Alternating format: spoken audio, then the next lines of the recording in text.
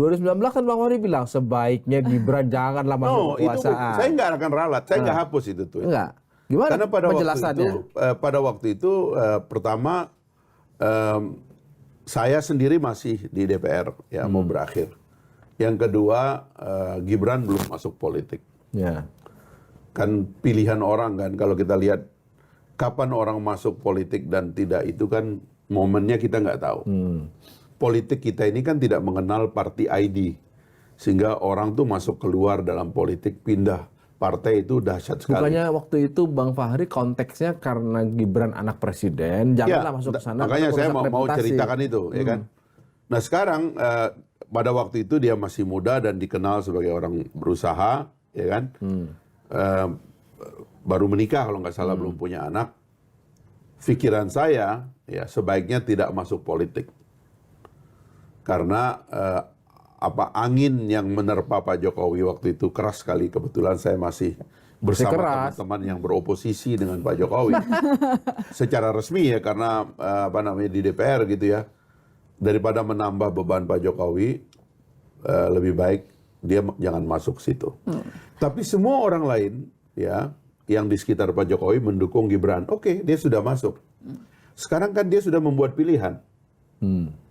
Dan dia firm dengan pilihannya itu. Bedanya berarti apa Bang? Muda sama-sama masih muda. Oh, dia sekarang udah punya 2 anak. Anginnya Pak Jokowi masih angin kencang juga. Pertama dia gitu. sudah punya 2 anak. Dia sudah independen.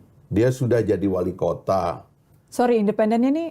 Ya keluarganya kan artinya kan. Keluarganya. Nggak kirain ada bocoran. Enggak, gitu, kan begini, karena nanti ini jatuhnya lalu kepada perdebatan sama juga dengan apabila almarhum Pak Yaakob Utama dulu kita bilang anaknya jangan dulu lah ikut. Ya. Ini kan dinasti, definisi orang itu kan keluarga.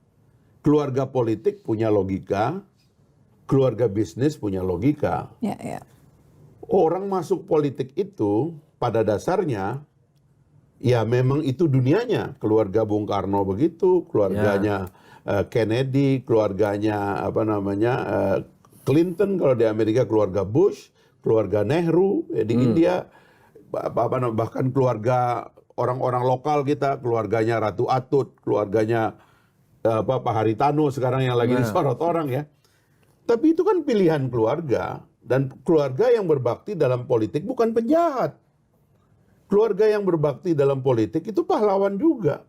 Sebagaimana orang keluarga yang membangun bisnis atau keluarga yang membangun tradisi sebagai kiai, sebagai ulama, itu mulia semuanya. Kita juga jangan kemudian negatif kepada pilihan politik. Termasuk keluarganya Pak Jokowi mendorong Gibran juga bagian dari... Sama dengan keluarga Megawati mendorong Ibu Puan, dan sekarang anaknya Puan juga didorong menjadi caleg. Itu sama aja. Jadi jangan kita anggap orang jahat kalau sudah kayak begitu, enggak juga gitu loh.